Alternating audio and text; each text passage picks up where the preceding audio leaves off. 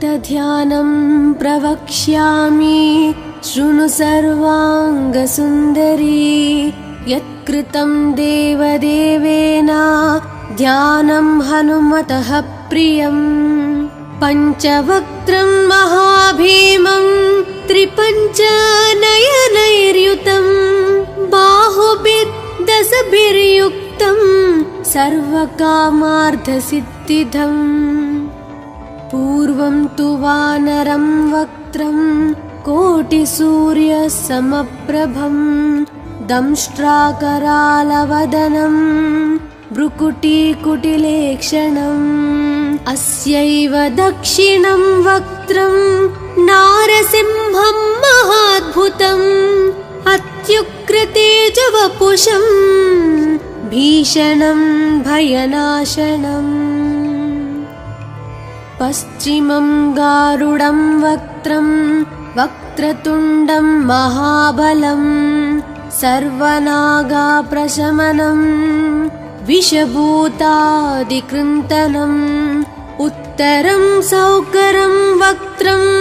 कृष्णं दीप्तं नभोपमं पातालसिंहवेताल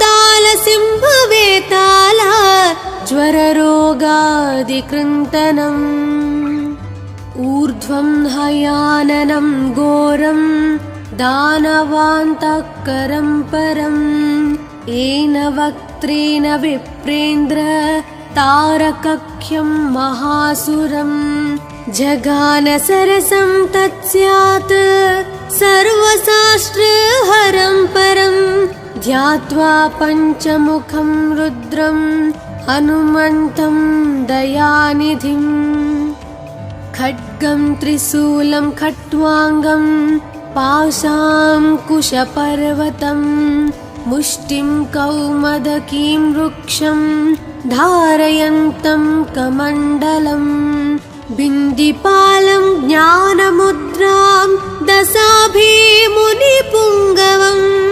एतानि युधजालानि धारयन्तं भजाम्यहम् प्रीतासनोपविष्टं तं सर्वाभरणभूषितं दिव्यमाल्याम्बरधरं दिव्यगन्धानुलेपनम्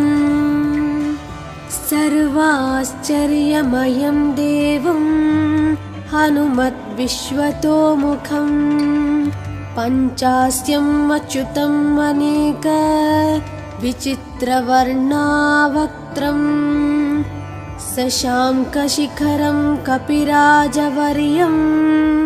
पीताम्बरादिमुखतैरूपशोभिताङ्गम् पिङ्गाक्षम् आद्यम् अनिशं मनसा स्मरामि मर्कतीशं महोत्साहं सर्वाश्रुहरं परं शत्रुसंहार मां रक्ष श्रीमन्नापडनुद्धर ॐ हरिमरकटमरकटमन्त्रमिदं परिलिख्यति लिख्यति वामतले यदि नश्यति नश्यति शत्रुकलां यदि मुञ्चति मुञ्चति वामलता इदं कवचं पठित्वात् महाकवच पठे नरः एकवारं जपे स्तोत्रं सर्वशत्रुनिवारणम् द्विवारं तु पठे नित्यं पुत्रपौत्राप्रवर्धनम् त्रिवारं च पठे नित्यं सर्वसमाप्तकरं शुभम् चतुर्वारं पठे नित्यं सर्वरोगनिवारणम् पञ्चवारं पठे नित्यं सर्वलोकवशङ्करम् षड्वारं च पठे नित्यं सर्वदेवावशङ्करम् सप्तवारं पठे नित्यं सर्वसौभाग्यदायकम् अष्टवारं पठे नित्यं मिष्टकामार्थसिद्धिदं नववारं पठे नित्यं राजभोगमवाप्युनात् दशवारं पठे नित्यं त्रैलोक्यज्ञानदर्शनं रुद्रावृत्तिं पठे नित्यं सर्वसिद्धिर्भवेर्ध्रुवम् कवचस्मतरणेनैव महाबलमवाप्नुयात् सुदर्शनसंहितायां श्रीरामचन्द्रसीताप्रोक्तं श्रीपञ्चमुखहनुमत्कवचं सम्पूर्णम् अथ ध्यानं प्रवक्ष्यामि शृणु सर्वाङ्गसुन्दरी यत्कृतं देवदेवेन ध्यानं हनुमतः प्रियं पञ्चवक्त्रं महाभीमं त्रिपञ्चनयनैर्युतं बाहुभिर्दशभिर्युक्तं सर्वकामार्थसिद्धिदम् पूर्वं तु वानरं वक्त्रं कोटिसूर्यसमप्रभं दंष्ट्राकरालवदनं भ्रुकुटीकुटिलेक्षणम् अस्यैव दक्षिणं वक्त्रं नारसिंहं महाद्भुतम् अत्युग्रतेजवपुषं भीषणं भयनाशनम् पश्चिमं गारुडं वक्त्रं वक्रतुण्डं महाबलं सर्वनागाप्रशमनं विषभूतादिकृन्तनम् उत्तरं सौकरं वक्त्रं कृष्णं दीप्तं नभोपमं पातालसिंहवेताल ज्वररोगादिकृन्तनम् ऊर्ध्वं हयाननं घोरं दानवान्तकरं परं येन वक्त्रेण विप्रेन्द्र तारकख्यं महासुरं जगानसरसं तत्स्यात् सर्वशास्त्रहरं परं ध्यात्वा पञ्चमुखं रुद्रं हनुमन्तं दयानिधिम् खड्गं त्रिशूलं खट्वाङ्गं पाशाङ्कुशपर्वतं मुष्टिं कौमदकीं वृक्षं धारयन्तं कमण्डलं बिन्दिपालं ज्ञानमुद्रां दशाभिमुनिपुङ्गवम् एतानि युधजालानि धारयन्तं भजाम्यहम् प्रीतासनोपविष्टं तं सर्वाभरणभूषितं दिव्यमाल्याम्बरधरं दिव्यगन्धानुलेपनं सर्वाश्चर्यमयं देवं हनुमद्विश्वतोमुखं पञ्चास्यम् अच्युतम् अनेक विचित्रवर्णावक्त्रं शशाङ्कशिखरं कपिराजवर्यं पीताम्बरादिमुखतैरूपशोभिताङ्गम् पिङ्गाक्षम् आद्यम् अनिशं मनसा स्मरामि मर्कतीशं महोत्साहं सर्वाश्रुहरं परं शत्रुसंहारमां रक्ष श्रीमन्नापडनुद्धर ॐ हरिमरकटमरकटमन्त्रमिदं परिलिख्यति लिख्यति वामतले यदि नश्यति नश्यति शत्रुकलां यदि मुञ्चति मुञ्चति वामलता इदं कवचं पठित्वात् महाकवच पठे नरः एकवारं जपे स्तोत्रं सर्वशत्रुनिवारणं द्विवारं तु पठे नित्यं पुत्रपौत्राप्रवर्धनम् त्रिवारं च पठे नित्यं सर्वसमाप्तकरं शुभम् चतुर्वारं पठे नित्यं सर्वरोगनिवारणम् पञ्चवारं पठे नित्यं सर्वलोकवशङ्करम्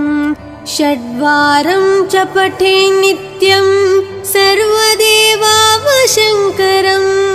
सप्तवारं पठे नित्यं सर्वसौभाग्यदायकम् अष्टवारं पठे नित्यं मिष्टकामार्थसिद्धिदम् नववारं पठे नित्यं राजभोगमवाप्नुयात् दशवारं पठे नित्यं त्रैलोक्यज्ञानदर्शनम् रुद्रावृत्तिं पठे नित्यं सर्वसिद्धिर्भवेर्ध्रुवम् कवचस्मतरणेनैव महाबलमवाप्नुयात् सुदर्शनसंहितायां श्रीरामचन्द्रसीताप्रोक्तं श्रीपञ्चमुखहनुमत्कवचं सम्पूर्णम् अथ ध्यानं प्रवक्ष्यामि शृणु सर्वाङ्गसुन्दरी यत्कृतं देवदेवेन ध्यानं हनुमतः प्रियम् पञ्चवक्त्रं महाभीमं त्रिपञ्चनयनैर्युतं बाहुभिर्दशभिर्युक्तं सर्वकामार्थसिद्धिदम्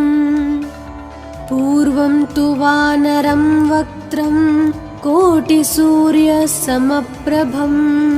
दंष्ट्राकरालवदनं भ्रुकुटीकुटिलेक्षणम् अस्यैव दक्षिणं वक्त्रं नारसिंहं महाद्भुतम् अत्युग्रतेजवपुषं भीषणं भयनाशनम् पश्चिमं गारुडं वक्त्रं वक्रतुण्डं महाबलं सर्वनागाप्रशमनं विषभूतादिकृन्तनम् उत्तरं सौकरं वक्त्रं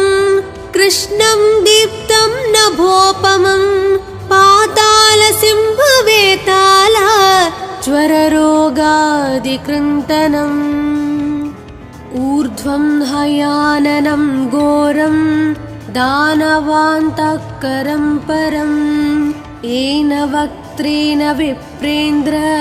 तारकख्यं महासुरं जगानसरसं तत्स्यात्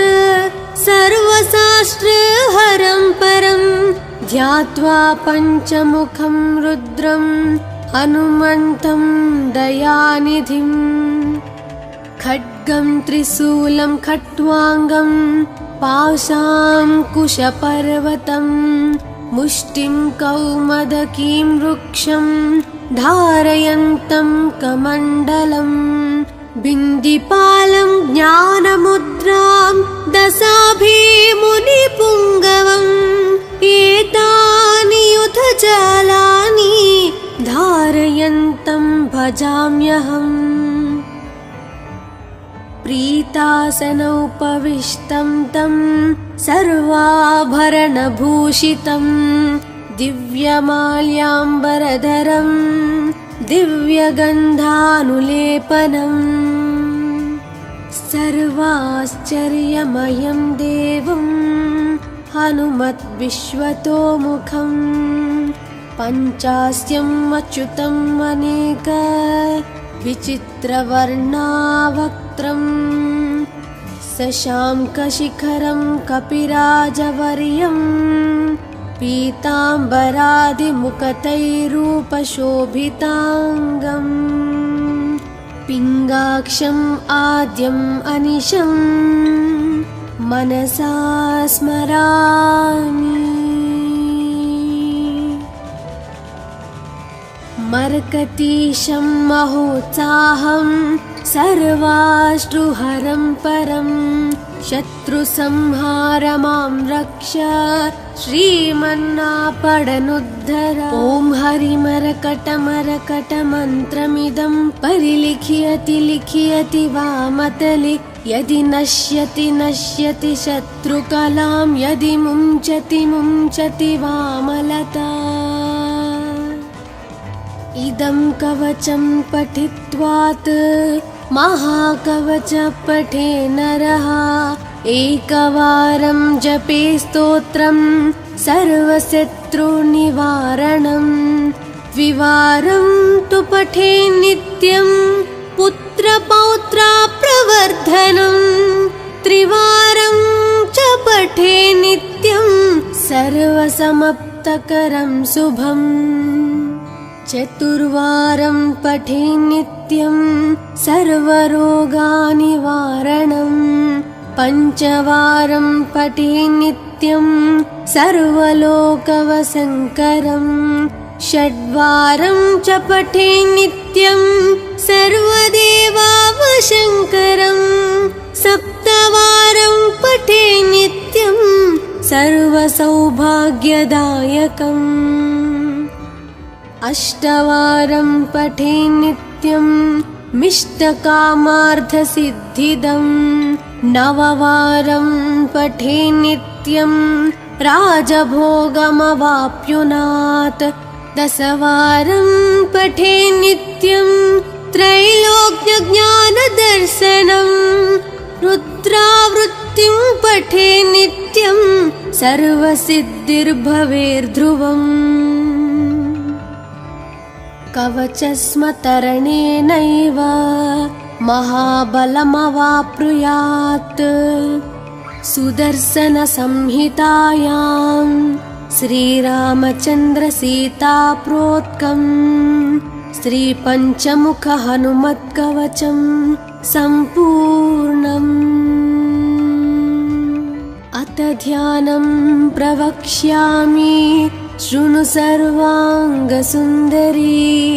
यत्कृतं देवदेवेन ध्यानं हनुमतः प्रियं पञ्चवक्त्रं महाभीमं त्रिपञ्चनयनैर्युतं बाहुभिर्दशभिर्युक्तं सर्वकामार्थसिद्धिदम्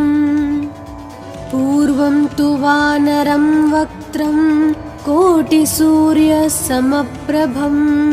दंष्ट्राकरालवदनं भ्रुकुटीकुटिलेक्षणम् अस्यैव दक्षिणं वक्त्रं नारसिंहं महाद्भुतम् अत्युग्रतेजवपुषं भीषणं भयनाशनम् पश्चिमं गारुडं वक्त्रं वक्रतुण्डं महाबलं सर्वनागाप्रशमनं विषभूतादिकृन्तनम् उत्तरं सौकरं वक्त्रं कृष्णं दीप्तं नभोपमं पातालसिंहवेताल ज्वररोगादिकृन्तनम् ऊर्ध्वं हयाननं घोरं दानवान्तकरं परं येन वक्त्रेण विप्रेन्द्र तारकख्यं महासुरं जगानसरसं तत्स्यात् सर्वशास्त्रहरं परं ध्यात्वा पञ्चमुखं रुद्रं हनुमन्तं दयानिधिम् खड्गं त्रिशूलं खट्वाङ्गं पाशाङ्कुशपर्वतं मुष्टिं कौमदकीं वृक्षं धारयन्तं कमण्डलं बिन्दिपालं ज्ञानमुद्रां दशाभिमुनिपुङ्गवम् एतानि युधजालानि धारयन्तं भजाम्यहम् प्रीतासनोपविष्टं तं सर्वाभरणभूषितं दिव्यमाल्याम्बरधरं दिव्यगन्धानुलेपनम् सर्वाश्चर्यमयं देवं हनुमद्विश्वतोमुखम् पञ्चास्यम् अच्युतम् अनेक विचित्रवर्णावक्त्रम् शशाङ्कशिखरं कपिराजवर्यं पीताम्बरादिमुकुटैरूपशोभिताङ्गम् पिङ्गाक्षम् आद्यम् अनिशम् मनसा स्मरामि। मर्कतीशं महोत्साहं सर्वाश्रुहरं परं शत्रुसंहार मां रक्ष श्रीमन्नापडनुद्धर। ॐ हरिमरकटमरकटमन्त्रमिदं परिलिख्यति लिख्यति वामतले यदि नश्यति नश्यति शत्रुकलां यदि मुञ्चति मुञ्चति वामलता। इदं कवचं पठित्वात् महाकवच पठे नरः एकवारं जपे स्तोत्रं सर्वशत्रुनिवारणम् द्विवारं तु पठे नित्यं पुत्रपौत्रप्रवर्धनम् त्रिवारं च पठे नित्यं सर्वसमाप्तकरं शुभम् चतुर्वारं पठे नित्यं सर्वरोगनिवारणम् पञ्चवारं पठे नित्यं सर्वलोकवशङ्करम् षड्वारं च पठे नित्यं